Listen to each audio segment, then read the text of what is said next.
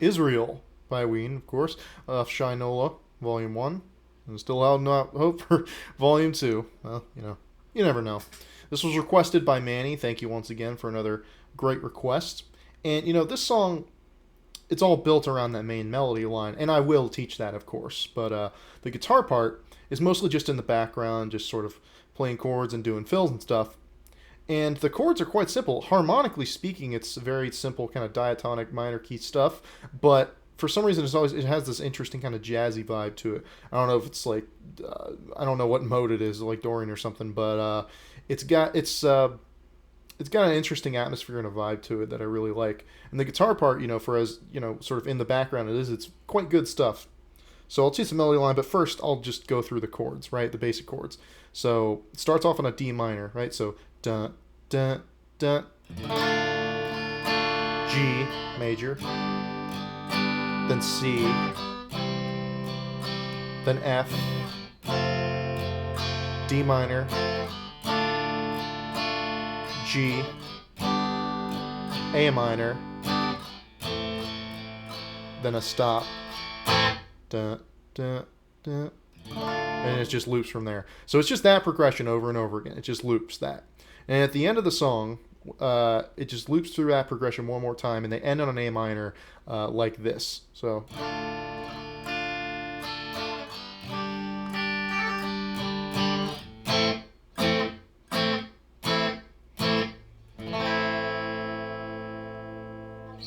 Right? So it's 5 hits, 5 quick staccato hits. And then final little strum. Make sure you get all the high notes in there. And then it rings out like that. So those are the chords. That's the structure of the song. It's just simple progression that gets looped. I'll just do the lead melody line. Of course, if you had a guitar player, like 2 guitar players in your band, you could have 1 guitar player play this. It's a simple melody line, and can't make any harm in learning it. So.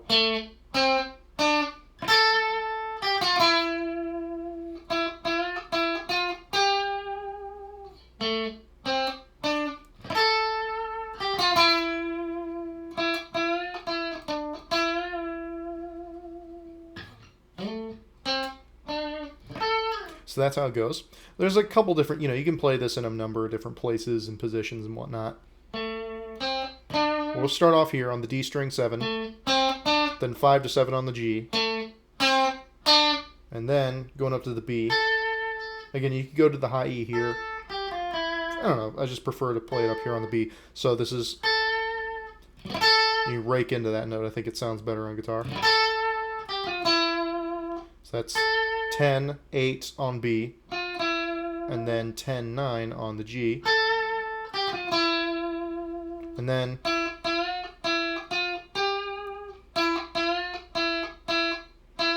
hit it, and then bend it up, then stop it, and then hit it, bent down,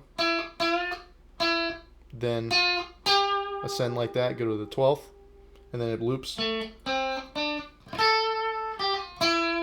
And then, instead of going up again, you go down to this note, and then bend, and just bring it back down without hitting it again. And you can, hit it. You can end it by just hitting it and going down like that. And there's a couple variations on that melody, of course, because he plays it a lot throughout the song, of course. So I remember one time it goes.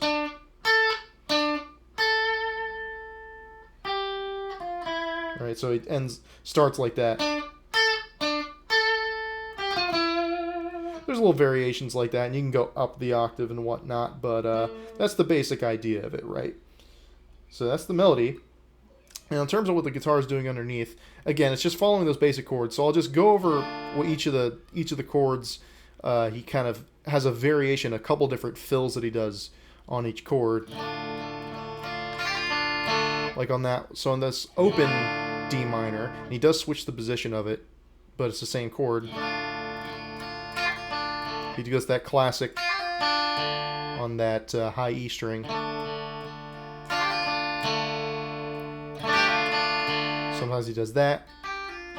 Sometimes he does a little flick. A little hammer on, pull off. Right? And he does play it. Sometimes he plays it up here in this position. And it's a D minor 7 when he does it up there. We'll get to why in a second. But you hear him do that little... I'll talk about the fills like that in a second. But sometimes he plays it up there. But when he gets to the G, sometimes I'll do it in the Hendrix way. And sometimes I'll do it in this way. But, you know, does that classic suspension. Sometimes he hammers on the B string. Sometimes he does it on the...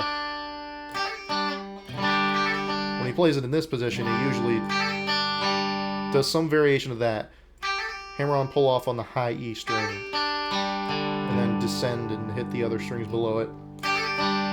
Something like that. When he does this, sometimes he, you know... You can really do whatever, you know. On the G string or the B string. You know, it's not super uniform in terms of the fills he's playing, especially on chords like that. And then on the C, when you see him do it live, he'll play it more like this. And he'll slide up.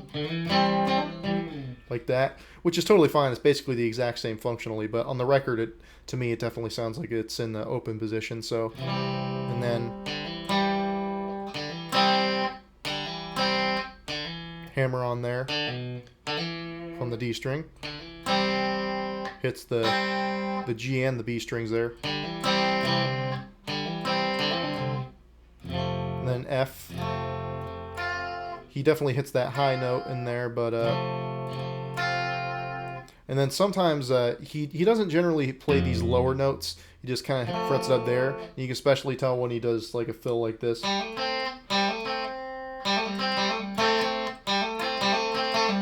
You know, something like that. Just hammering on the G string there. And then starting over again. And like I said, usually does a fill like that on that. And then when he goes to the A minor, there's a couple things that he tends to do here. You know, sometimes he does that where he just hammers on the D string in the open position. But more often than not, the sort of a recurring lick that he does here is now some might think he's going, but he's not. You can tell he's holding this bass note here, so the bass note is just on the D string. It just does that. So this is on the 5th fret of the D and B, and then just lower the B string a whole step and keep the D string there. So, and then go down here, B string 1st fret, D string 2nd fret. And that's the little fill there. Again, you can pluck both of those or do kind of the whatever hybrid picking I do. Or whatever. So, and then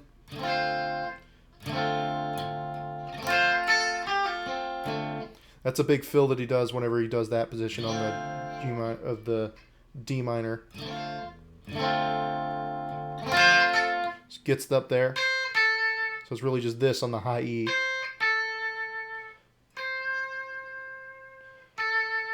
From the 8th to the 5th fret.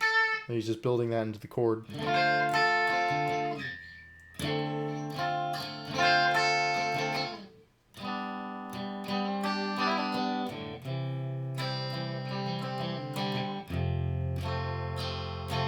Right.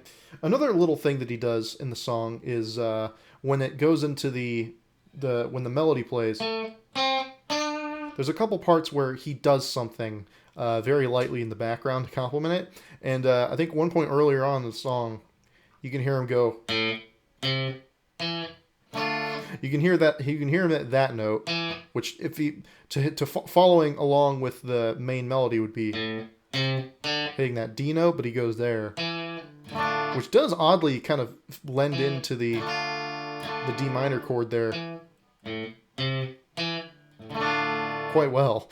So if you want to have that in there, maybe have a little tension between those two parts, it could work. There's another part where he does this little fill, goes up here.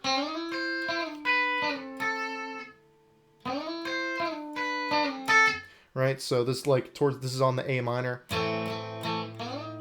Sorry.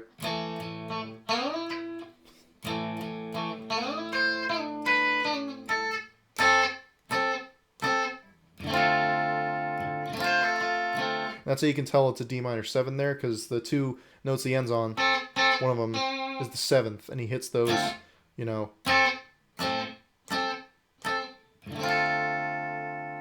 in rhythm with the melody. So that's just going up 6th. So on the G and high E string, G, 9, 8 on the E, and then 7 on both, and then 5 on both.